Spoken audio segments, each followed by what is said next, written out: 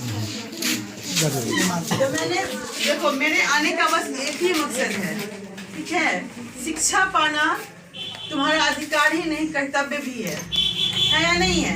विद्यालय में सिर्फ नाम लिखा देने से तुम्हारा जो है, कभी भी ये जो सोचो कि हम विद्यालय में नाम लिखा लिए डिग्री तुम पा लोगी, हो सकता है गवर्नमेंट स्कूल में तो मैट्रिक भी पास कर जाओ, लेकिन बहुत दुख की बात हो जाती है तुम लोग सही से लिखना पढ़ना भी नहीं जानती हो। इसका कोई दोष, लोग कह रहे हैं शिक्षक सही नहीं है, मुझे तो नहीं लगता, हम लोग बिल्कुल सही हैं। हम लोग एग्जाम लेके तुम ही लोग देख लो, तुम लोग प्रतिदिन विद्यालय नहीं आती हो, इसलिए तुम लोगों का ये दुर्दशा है। जब से 75% का चला गया, साइकिल पोशाक की राशि चली गई, उससे पहले विद्यालय में खर्च बना रहता था, जैसे ही सर भेज दिए विद्यालय में संख्या कम हो गई। तो तुम में से इतने सारे बच्चे में से इतना बताओ हाथ उठा के, कितने बच्चे सिर्फ पैसा के लिए स्कूल जाते हैं? ये सरकार पैसा के लिए स्कूल जाते हैं, ऐसा कोई सोचते हो? अगर आज के दौर में ऐसा सोचते हो तो सबसे ज्यादा नुकसान तुम अपना ही कर रहे हो। विद्यालय में तुमको शिक्षा के साथ साथ तुम्हारा चहुमुखी विकास कैसे होगा, सर्वांगीण विकास कैसे होगा, तुम्हारी बौद्धिक क्षमता कैसे बढ़ेगी, सबकी व्यवस्था होती है। ट्यूशन में तुमको शिक्षा दे रहे हैं, सबके पास टाइम सीमित होता है हर बैच के लिए, तुमको शिक्षा दे रहे हैं, लेकिन उसके अलावा सब कुछ दे रहे हैं तुमको। सर खेल की योजना तुमको बनवा रहे हैं, तरह तरह का कंपटीशन करवाते हैं। सर सामने मैं पूछ रही हूँ, ऐसा कुछ नहीं है, नहीं ना सर, तुमको शिक्षा देंगे, तुम्हारा किताबी ज्ञान जो है, तुमको मैट्रिक तुम पास कर जाओ, इतना तुमको बना देंगे, लेकिन तुम्हारा संपूर्ण विकास कैसे होगा वो सर नहीं कर सकते। हम भी कोचिंग पढ़ाएंगे तो हम भी नहीं कर सकते, क्योंकि हमारे पास बाध्यता होती है। सर साइंस पढ़ा देंगे, लेकिन लैब की व्यवस्था सही नहीं कर पाएंगे कि तुम्हारे स्कूल में लैब है या नहीं, सही से ईमानदारी से बताना, लैब है या नहीं, लैब खुलता है या नहीं, तुम लोग जाती हो लैब? जाती हो। लाइब्रेरी है तुम्हारे यहाँ, है ना? लाइब्रेरी का यूज करती हो, ये सर दे पाएंगे लाइब्रेरी तुमको? नहीं दे पाएंगे। कोचिंग पढ़ना गलत बात नहीं है, ठीक है, आपका सिलेबस कंप्लीट होता है, हर कुछ होता है, लेकिन मुझे नहीं लगता, मैं जहाँ भी गई हूँ, जिस ट्यूशन में भी गई हूँ, किसी ट्यूशन का टाइमिंग ऐसा नहीं था जो स्कूल के टाइम से टकराता होगा। फिर तुम बच्चों क्यों ट्यूशन को ही बदनाम करके चले हो कि ट्यूशन का टाइमिंग रहता है कि मैडम हम नहीं आ पाते हैं? 9:30 से 4 आप लोग प्रतिदिन विद्यालय जाए। विद्यालय में सरकार ने बहुत सारी योजनाएं, हर विद्यालय में इको क्लब खुला है, साइंस क्लब खुला है ना, उसके मेंबर बने, काम करें, सीखे, तरह तरह का प्रोजेक्ट बनाना सीखे, TLM बनाना सीखे। अब वो जो शिक्षा है ना, जो किताबी ज्ञान से हमको शिक्षा जो हम पा लेंगे तो हम लाइफ में शायद ही सक्सेस हो पाएंगे। क्या आप सर से भी हम चले जाएंगे तो सर से भी पूछ लीजिएगा, सिर्फ किताब पढ़ के हम सक्सेस नहीं हो पाएंगे। जब तक हमारा सब कुछ का विकास नहीं होगा, क्योंकि आने वाले समय में सरकारी नौकरी बहुत मुश्किल होने वाली है। तो अगर हम कोई व्यवसाय करते या कोई प्राइवेट नौकरी करते तो उसके लिए पहले हमारा कंसेप्ट क्लियर होना चाहिए ना, होना चाहिए या नहीं होना चाहिए? अभी से ही सरकार 9th में कैरियर पोर्टल शुरू कर दी। क्यों शुरू कर दी? क्योंकि बच्चे आप अभी से जाने कि कैरियर पोर्टल है क्या, उससे हमारा कैरियर किस किस क्षेत्र में आगे बढ़ सकता है। क्या विद्यालय नहीं जानते? इसलिए कोई बच्चे नहीं जान रहे कैरियर पोर्टल क्या है, जानते हैं? नहीं जानते। जबकि हम बताएं कि मधुबनी जिला के मास्टर ट्रेनर हम ही है कैरियर पोर्टल के। आपको किस सब्जेक्ट से कौन सा कैरियर बन सकता है हम वो जानकारी दे सकते हैं, किस कॉलेज में आपका एडमिशन हो सकता है उसकी जानकारी हम दे सकते हैं।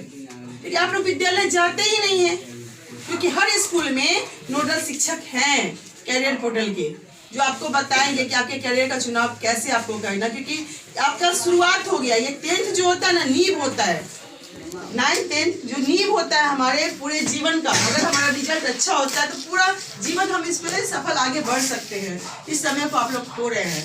ट्यूशन पढ़ते हैं, आप घर जाते हैं, लड़की है तो मार्केट में घूमते हैं, लड़कियां है तो मोबाइल देखती है। हम गलत बिल्कुल नहीं कह रहे हैं, कह रहे हैं ऐसा नहीं है कि आप यहाँ से जाके घर पे पढ़ते हैं। अगर आप पढ़ते हैं तो क्लास में फटाफट या सर की कोचिंग में एकदम रहते हैं, ऐसा भी नहीं है। तो क्यों अपने समय को बर्बाद करें? स्कूल लाइफ फिर तुम लोगों को मिलेगा कभी? हमको बहुत याद आता है मेरा स्कूल की, हम लोग कितना लाइफ स्कूल में एंजॉय करते थे। आज भी हम लोग स्कूल जाते थे 3 साल के बाद भी, तो पुराने टीचर हम लोग को पहचान जाते हैं। क्यों? क्योंकि हम लोग फेस थे, हर एक्टिविटीज में भाग लेते थे, बढ़ चढ़ के हिस्सा लेते थे, पढ़ाई में भी हमेशा क्लास में फर्स्ट आते थे। आपको भी वैसा ही बनना है, सारे बच्चों को वैसा बनना है कि हम अपने आप में बेस्ट है। हमको क्या बनना है? अपने आप में बेस्ट। हर टीचर हमको पहचाने मेरे नाम से। तुम इस स्कूल से चले भी जाओगे ना तो तुम्हारी छवि अच्छी रहेगी, तुम कभी भी आओगे स्कूल कहीं भी तुम देखेंगे तो टीचर तुम तो ये हो ना, क्या कर रहे हो अभी। कितने बच्चे हैं जो जानते हैं। एक दो बच्चे का नाम भी है ना कि रोज विद्यालय के लिए आते हैं, क्योंकि हम जान रहे हैं कि रोज विद्यालय आ रहे हैं। आप लोग से क्या उम्मीद करें कि आप लोग रोज विद्यालय जाएंगे। बात को समझो बेटा, आपके ही भविष्य की बात कर रहे हैं। आप नहीं भी जाओगे, किसी टीचर को कोई नुकसान नहीं होगा। सरकार लाखों लाखों रुपया लाइब्रेरी में लगाई हुई है, लाइब्रेरी में लगाई हुई है। खेल का सामान लाखों लाखों का पड़ा हुआ है आपके पास, आप लोग उसका यूज नहीं कर रहे हो। अपना कीमती समय यूं बर्बाद नहीं करो। आने वाला समय और भी टफ होगा शिक्षा के क्षेत्र में। यही कहेंगे कि हर इंसान को अपने पाँव पे खड़ा होना जरूरी है, चाहे लड़का हो या लड़की। जब तक हम लोग जो ये भाषण देते हैं बेटी बचाओ बेटी पढ़ाओ देश पर फलाना करना बहुत कुछ, उसके लिए जब तक बेटियां अपने पाँव पे खड़ी नहीं होगी ना, तब तक कुछ नहीं हो सकता जीवन में। हमारी बेटियां समझती ही नहीं है, सोचते हैं पढ़ लेंगे शादी कर लेंगे जीवन चल जाएगा। कि नहीं, सबसे बड़ी गलती तुम कर रही है।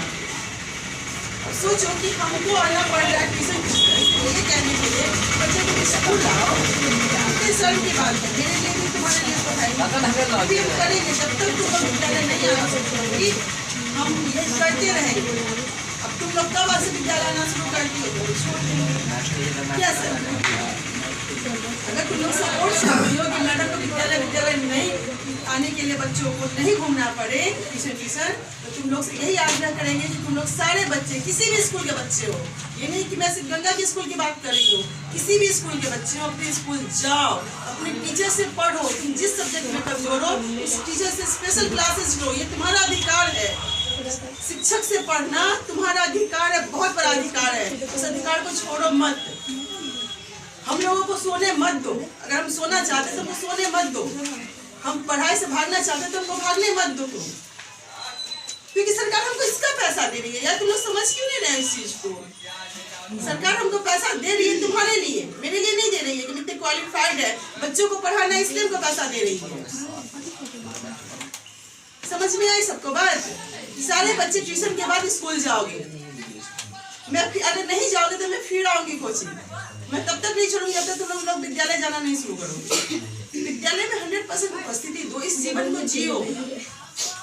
बहुत अच्छा पल है विद्यालय का, लाइफ बहुत अच्छा होता है। आए दिन कंपटीशन होते रहते हैं, तुम उसका हिस्सा बनो। ये नहीं कि खेल का ही होता है, पढ़ाई का भी बहुत सारा कंपटीशन होता है ना। आए दिन पढ़ाई का कंपटीशन होता ही रहता है। लड़कियों के लिए तो इतनी सारी योजनाएं चली, अभी से लड़कियों को फाइनेंशियल लिटरेसी के बारे में, वित्तीय साक्षरता, तो अभी हम लोग के पास मोबाइल ये है, अभी से बच्चों को बताया जा रहा है कि आप कौन कौन सा लोन ले सकती हैं, पढ़ाई के लिए आप क्या क्या कर सकती हैं, एटीएम का यूज कैसे है, डेबिट कार्ड का यूज कैसे। पहले जमाने में ये सब होता था, लोग सोचते थे। सरकार आपके लिए इतनी सारी योजनाएं बना रही है कि आप बेटियां अपने पाँव पे सबल हो, अभी से इतनी सक्षम बन जाए कि कभी कोई आपका टॉर्चर न करे। आप लोग उसका फायदा उठाना नहीं चाहती, आप लोग विद्यालय नहीं आएंगी, कोई भी योजना से सरकार के कि वो नहीं समझ पाएंगी, सबसे वंचित रह जाएंगी। बहुत सारी ऐसी कंपटीशन होता है जिसमें नगद राशि भी मिलती है।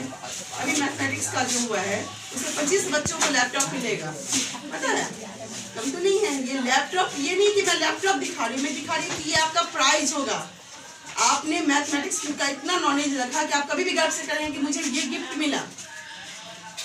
पुरस्कार छोटा सा या बड़ा सा पुरस्कार होता है, और ये तब तक आपको नहीं मिलेगा जब तक आप विद्यालय नहीं जाएंगे। आप कितनी भी अच्छे स्टूडेंट क्यों ना हो, अगर आप विद्यालय नहीं जाएंगे तो टीचर बुला के आपको फॉर्म नहीं भरवाएंगे। इसके लिए आपको विद्यालय आना पड़ेगा, क्योंकि कमजोर जो बच्चे उनको ही भेज दिया जाता है, अच्छे बच्चे बच जाते हैं इस चीज से। आप लोग प्रॉमिस करते हैं कि विद्यालय जाएंगे। पीछे से आवाज नहीं आ रही, जोरदार आवाज आनी चाहिए। हाँ मैडम जाएंगे जोश के साथ। Yes ma'am.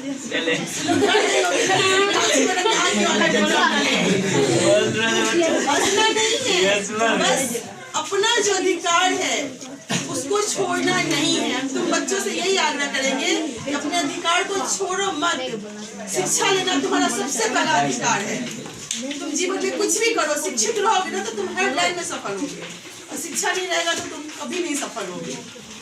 ठीक है, हम सर का ज्यादा टाइम नहीं लेंगे, लेकिन मुझे आना पड़ा, और सर अगर नहीं आएंगे बच्चे तो मैं दोबारा भी आपके कोचिंग में आऊंगी। अब तो आप आइए दोबारा आइए।